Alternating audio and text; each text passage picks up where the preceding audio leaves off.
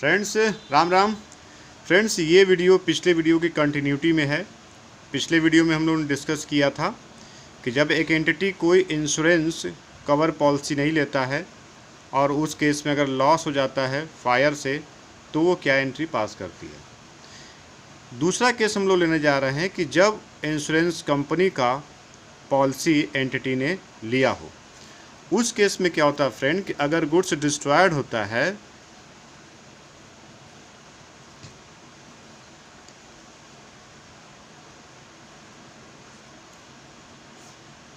से 10,000 की वैल्यू का कोई गुड्स है, ये डिस्ट्रॉयड हुआ, तो पहला तो कॉन्सेप्ट वही है कि हमारा परचेज की वैल्यू क्या हो जाएगी। परचेज मीन्स गुड्स की वैल्यू क्या होगी, ये आप रिड्यूस करेंगे, इसकी वैल्यू आपकी रिड्यूस होगी। ठीक है। दूसरा क्या होगा, ये मेरा लॉस भी है, ये एंटिटी के लिए लॉस भी है, लेकिन ये लॉस अब ये कवर्ड हो गया इंश्योरेंस कंपनी के थ्रू।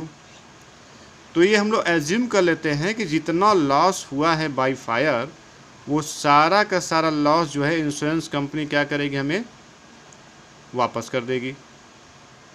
तो हम एज्यूम करते हैं कि कंप्लीटली ये इंश्योरेंस कवर से मिल जाना चाहिए। ठीक है।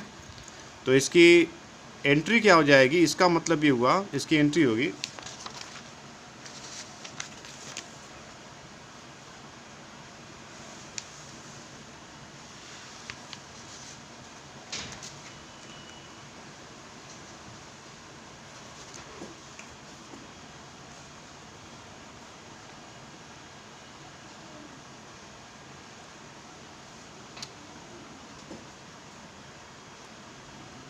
फ्रेंड्स, इसकी एंट्री होगी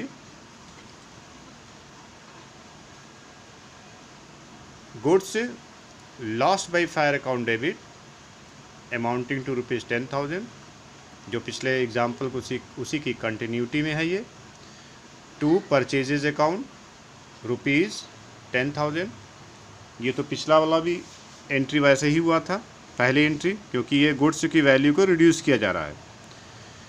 यहाँ पे जो नई एंट्री आपको मिलेगी वो मिलेगी इंश्योरेंस क्लेम करने के लिए। क्यों? क्योंकि पहले एंटिटी इंश्योरेंस कंपनी को बताती है कि कितने वैल्यू का गुड्स उसका जो है डिस्ट्रॉयड हुआ है बाय फायर।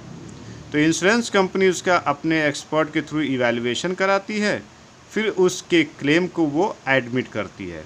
तो हम एज्यूम करते हैं कि सारा का सारा क्लेम उसका एडमिट हो गया है, तो इंश्योरेंस कंपनी अकाउंट डेबिट होगा यहाँ पे और to goods lost by fire हो जाएगा। ठीक है फ्रेंड, ये इसकी सेकेंड एंट्री है, क्लेम करने की एंट्री हुआ। और फाइनली जब इंश्योरेंस कंपनी से पैसा इसको मिल जाएगा तो bank account debit to insurance company, ये एंट्री फाइनली पास होगा। यहाँ पे प्रॉफिट एंड लॉस की एंट्री पास नहीं की गई।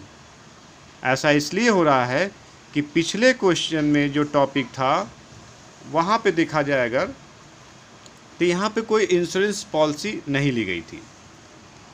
पिछले एग्जाम्पल में कोई इंश्योरेंस पॉलिसी नहीं ली गई थी।